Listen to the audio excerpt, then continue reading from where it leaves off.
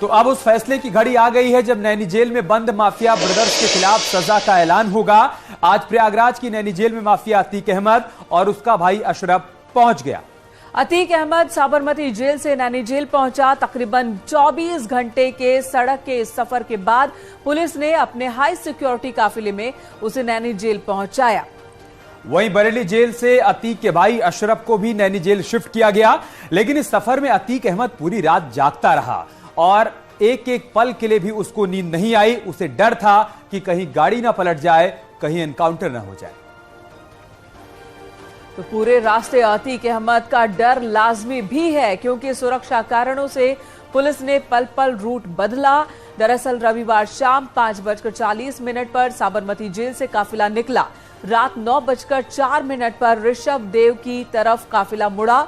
उसके बाद 10:30 पर अतीक का काफिला उदयपुर पहुंचा। एक एक तस्वीर हम आपको बता रहे हैं, जो रूट वो पूरा बता रहे हैं। रात 1 बजे काफिला चित्तौड़गढ़ रूट से आगे बढ़ा। रात 2:10 पर भीलवाड़ा के रास्ते काफिले को निकाला गया। सुबह 3:26 पर अतीक का काफिला कोटा पहुंचा। सुबह 6:40 बजे काफिला एमपी राजस्थान बॉर्डर को क्रॉस किया।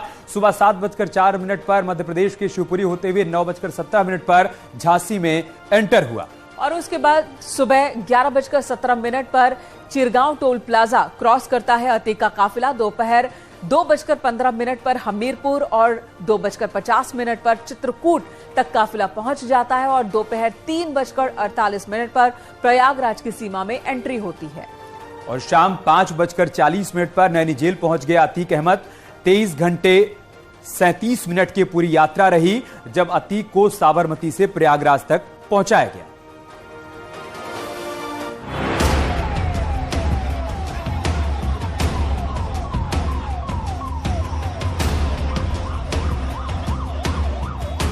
उत्तर प्रदेश से सैकड़ों किलोमीटर दूर साबरमती जेल से माफिया अतीक अहमद को उस जगह लाया गया जहां उसने खौफ का राज कायम किया था, जहां उसने गवाह हत्याकांड को अंजाम दिलवाया था, जिस इलाके में चाहता था दहशत फैलाता था। उस अतीक का आखिरी वक्त आ गया है जब उसे कोर्ट में पेश किया जाएगा और सजा का ऐलान होगा, क्योंकि पूरे देश की नजर कल उसी फैसले पर होगी। तो क्या अतीक को फांसी की सजा होगी? अतीक को उम्र कैद की सजा होगी? अंतिम सांस तक जेल में रहेगा अतीक? उमेश पाल केस में सुनवाई पूरी हो चुकी है और 28 मार्च को फैसला सुनाया जाना है। फैसला क्या होगा इस बारे में तो अभी कुछ नहीं कहा जा सकता, लेकिन सरकारी वकील का कहना है कि अगर दोष साबित हुआ तो अतीक समेत अन्य आरोपियों को आजीवन कारावास की भी सजा हो सकती है। क्या इसमें सजा क्या हो सकती है? सजा इसमें 2 सजाएं हैं, लाइफ इम्प्रिजमेंट और डेथ पेनल्टी, 2 सजाएं हैं। मतलब उम्र कैद हो सकती है और जो है मृत्युदंड की सजा हो सकती है। अतीक अहमद डर में है, खौफ के साए में है और एक एक पल सांसें थामकर अपने किए पर खुद को कोस रहा है, क्योंकि उसे पता है उसका मिट्टी में मिलना तय है और इसी बात का उसको भय भी है। उत्तर प्रदेश सरकार मनी न्यायालय के निर्णय का अनुपालन करा रही है और हर स्थिति में हम उत्तर प्रदेश में कानून का राज और मजबूत कर रहे हैं।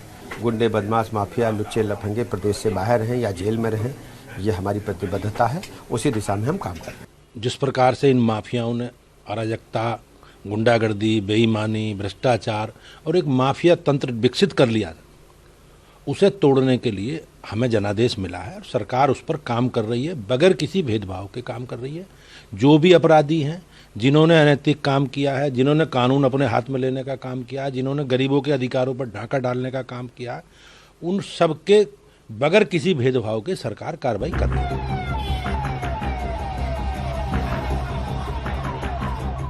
राजू पाल हत्याकांड में अपहरण का मामला। उमेश पाल का 2006 में अपहरण किया था। 2007 में अतीक समेत 11 लोगों पर मुकदमा। 23 मार्च को पूरी हो चुकी है सुनवाई। 28 मार्च को फैसला सुनाया जाना है। पूरे देश को अब उसी घड़ी का इंतजार है जब योगीराज में डरे हुए डॉन को कोर्ट में पेश किया जाएगा।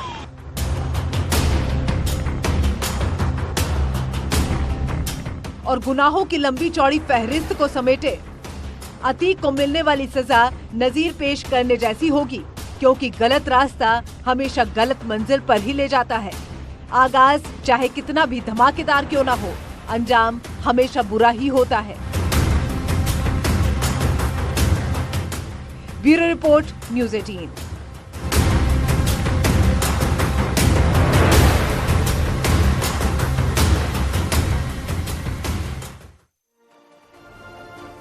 माफिया अतीक अहमद को तकरीबन 4 साल बाद साबरमती जेल से प्रयागराज लाया गया। सुप्रीम कोर्ट के आदेश पर अहमदाबाद जेल भेजने के बाद से अब तक अतीक की वीडियो कॉन्फ्रेंसिंग के जरिए ही पेशी हो रही थी। उमेश पाल अपहरण कांड के आरोप में कल फैसले का दिन है, इसलिए अतीक को एमपीएमएलए कोर्ट में पेश किया जाना है। लेकिन साबरमती से प्रयागराज के रास्ते में कई बार ऐसा हुआ जब अतीक का काफिला रोका गया, और कई बार मर्जी से रोका गया तो कई बार बिना मर्जी के भी रोका गया। हर बार ये आशंका थी कि कुछ बड़ा होने वाला है क्या। साबरमती से प्रयागराज तक न्यूज़ 18 की टीम भी ऑपरेशन अतीक का हिस्सा बनी। आपको पूरी रिपोर्ट दिखाते हैं कि कहां कहां अटक गई थी अतीक की सांसें।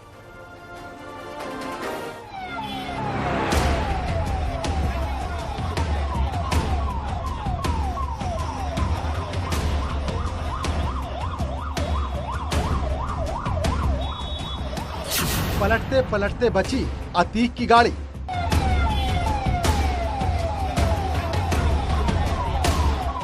एक पल को अतीक की धड़कनें रुक गईं।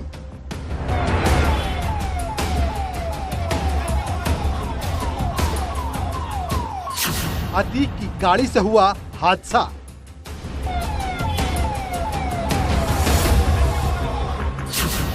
अतीक की गाड़ी को लगा झटका।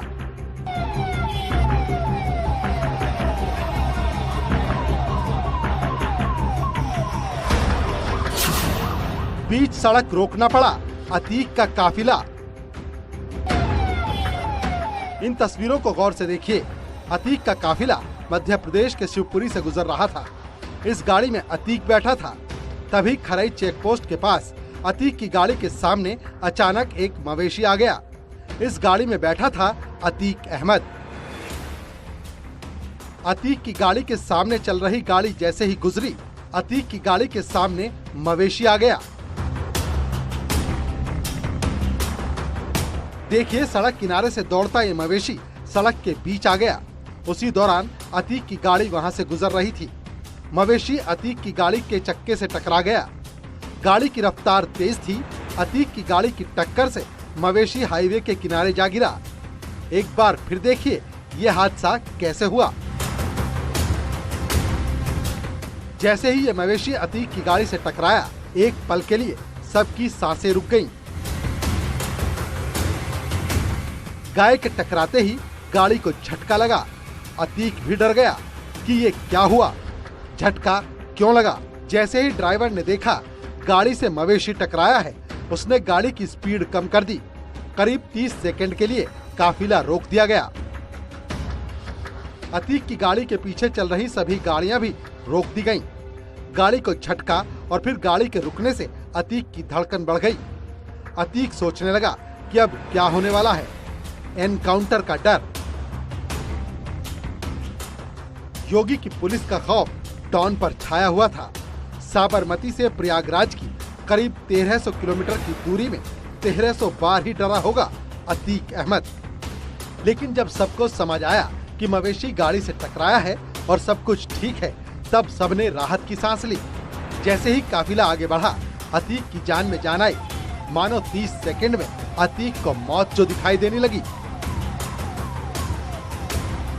अतीक की गाड़ी से मवेशी के टकराने का ये वीडियो हमने आप तक पहुंचाया। ये वो 30 सेकंड थे जो अतीक को जिंदगी भर याद रहेंगे।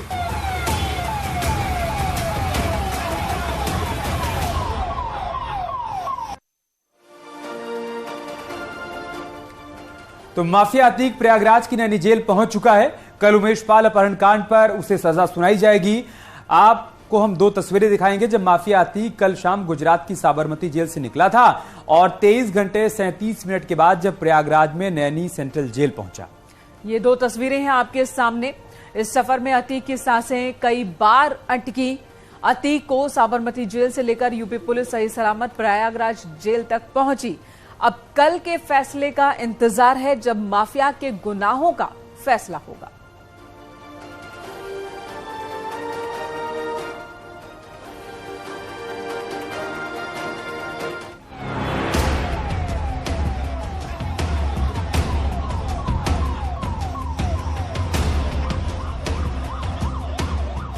पूरी रात अतीक की गाड़ी प्रयागराज की ओर बढ़ती रही।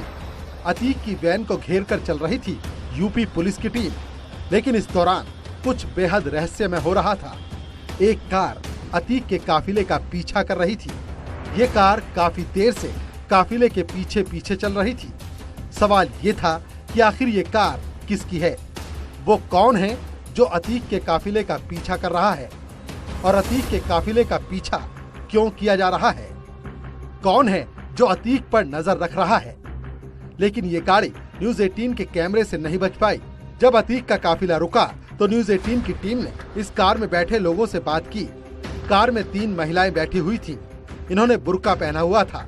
ये तीनों अतीक की बहन, बेटी और भांजी थी, और कार चलाने वाले शख्स ने खुद को अतीक का वकील बताया। खास वजह नहीं है, हम इनके चूंकि अधिवक्ता हैं, सुरक्षा की दृष्टि से हमारा जो फर्ज बनता है कि अपने हम क्लाइंट के साथ आए, तो चूंकि बड़ा मामला है तो इनके साथ हम राजस्थान से आ रहे हैं। अतीक की बहन से भी न्यूज 18 ने बात की। अतीक की बहन ने हमें बताया कि वो साबरमती से अपने भाई के काफिले का पीछा कर रही हैं, क्योंकि उन्हें डर है कि रास्ते में कहीं अतीक का एनकाउंटर न हो जाए। भी आपको लग रहा है यूपी दाखिल हो चुके हैं काफिला? अब तो ज्यादा डर है। अब ज्यादा डर है। आपको लगता है एनकाउंटर होगा? बिल्कुल आशंका है एनकाउंटर की। सुना आपने अतीक की बहन ने क्या कहा। उन्हें अतीक की गाड़ी पलटने का डर सता रहा था, लिहाजा वो काफिले के पीछे पीछे चलती रहीं। कार में अतीक की बेटी और भांजी भी मौजूद थी। भले अतीक की बहन दूरी बनाकर काफिले के पीछे पीछे चल रही थी, लेकिन वो न्यूज 18 के कैमरों से नहीं बच पाई, और हमने सामने ला दी इस रहस्य में कार और उसमें बैठे लोगों की हकीकत। शैलेंद्र भदौरिया और अमित गंजू के साथ शंकर आनंद, न्यूज 18।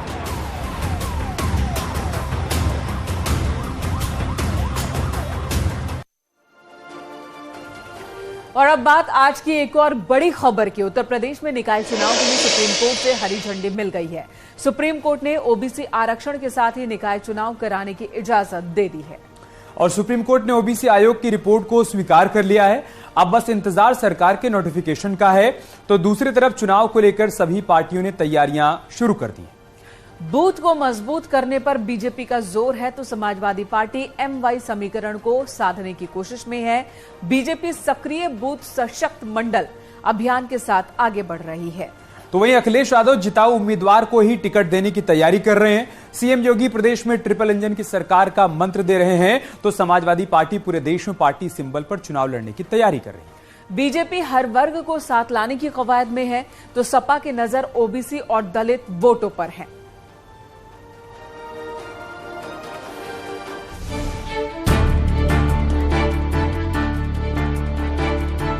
सुप्रीम कोर्ट से हरी झंडी मिलने के बाद उत्तर प्रदेश में निकाय चुनाव का बिगुल बज चुका है। अब इंतजार केवल चुनाव आयोग के नोटिफिकेशन का है, और उम्मीद है कि अप्रैल महीने में ही शहर की सरकार के लिए तारीखों का ऐलान हो सकता है, जिसके लिए अब हर स्तर पर तैयारियां शुरू हो चुकी हैं। यहां तक कि सीएम योगी ने भी सुप्रीम कोर्ट के फैसले का स्वागत किया। निकाय चुनाव को ग्रीन सिग्नल। एससी में ओबीसी आयोग की रिपोर्ट पर मुहर। इसी हफ्ते जारी होगी चुनाव की अधिसूचना। ओबीसी आरक्षण के साथ होगा निकाय चुनाव। अप्रैल के आखिरी हफ्ते में निकाय चुनाव संभव। अगर निर्वाचन आयोग 2 दिन के अंदर स्थानीय निकाय चुनाव को लेकर अधिसूचना जारी कर देता है, तो उसके बाद चुनावी प्रक्रिया को पूरा करने में 15 दिन से 1 महीने का समय लग सकता है। ऐसे में अप्रैल के आखिरी में या फिर मई की शुरुआत में नगर निगम, नगर पालिका और नगर पंचायत के अध्यक्षों और सदस्यों का चुनाव कराया जा सकता है। उत्तर प्रदेश में निकाय चुनाव को लेकर सुप्रीम कोर्ट ने हरी झंडी दे दी है। सुप्रीम कोर्ट में उत्तर प्रदेश सरकार की तरफ से ये कहा गया है कि ओबीसी आरक्षण की जो रिपोर्ट है वो सौंप दी गई है। ऐसे में अब उत्तर प्रदेश में निकाय चुनाव जो लंबे समय से लंबित था, उस पर फिलहाल अब हरी झंडी मिल गई है। हमारे साथ राज्यपाल कश्यप जी हैं, समाजवादी पार्टी के अति पिछड़ा आयोग के अध्यक्ष हैं। सर, एक बड़ी राहत मानी जाए, हालांकि उत्तर प्रदेश सरकार के द्वारा आज ये जानकारी दी गई है कि इस मामले में रिपोर्ट दाखिल कर दी गई है। निश्चित तौर पे सरकार चुनाव से भागना चाह रही थी, इसीलिए लचर पैरवी कर रही थी।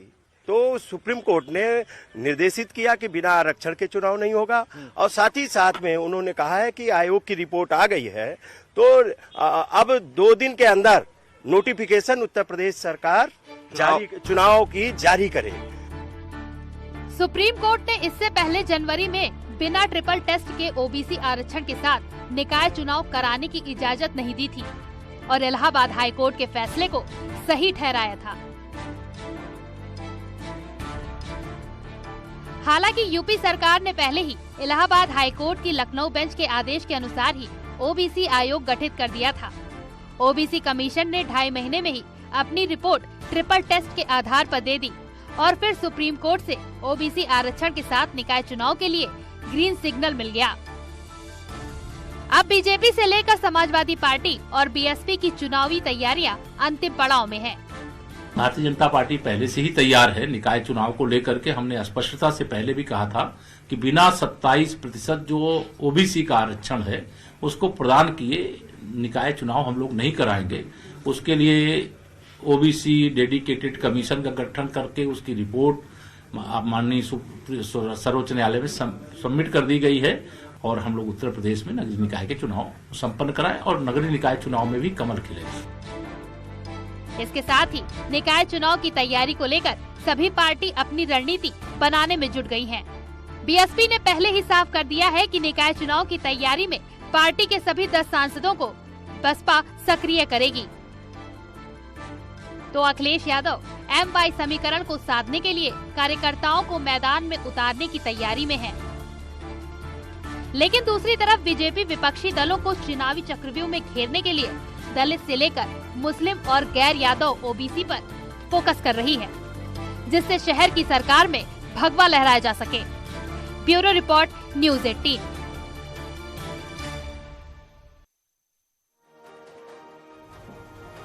उत्तर प्रदेश की योगी सरकार ने निकाय चुनाव से पहले पूरे यूपी के लिए बड़ा तोहफा दिया है। निकाय चुनाव से पहले किसानों के लिए योगी सरकार ने बड़ा ऐलान कर दिया। यूपी के उप मुख्यमंत्री केशव प्रसाद मौर्य ने जानकारी दी और बताया कि योगी सरकार किसानों के निजी नलकूपों के बिजली बिल माफ करेगी।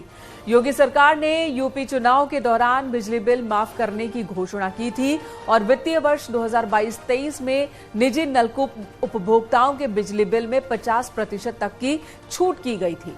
अब एक बार फिर से योगी सरकार किसानों को राहत देने की तैयारी कर रही है। केशव प्रसाद मौर्य ने घोषणा करते हुए कहा था कि 1 अप्रैल से किसानों को नलकूप से सिंचाई करने के लिए बिजली मुफ्त मिलेगी। मतलब साफ है कि अब यूपी के किसानों को नलकूप से सिंचाई करने पर बिजली बिल नहीं देना होगा। योगी सरकार ने किसानों को यूपी निकाय चुनाव से पहले ये बड़ा तोहफा दिया, क्योंकि काफी किसान महंगाई के समय में बिजली बिल को लेकर परेशान और वो शिकायत भी कर रहे थे और साथ ही साथ सरकार और प्रशासन से मदद की गुहार भी लगा रहे थे।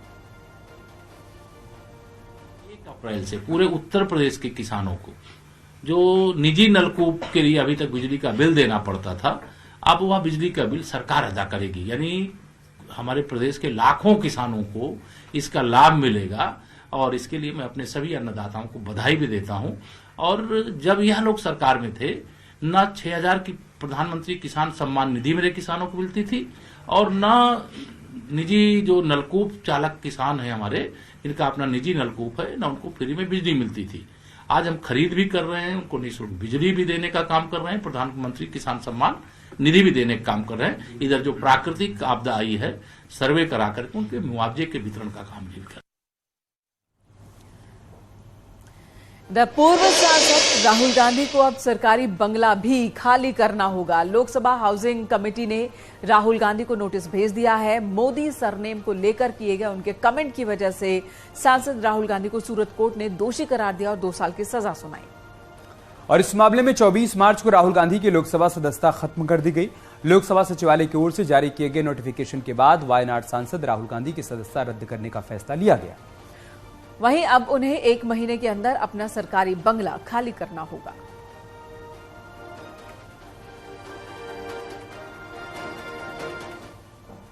और इसी के साथ यहाँ रुकेंगे एक छोटे से ब्रेक के लिए। खबरें जारी हैं, आप बने रहें हमारे साथ।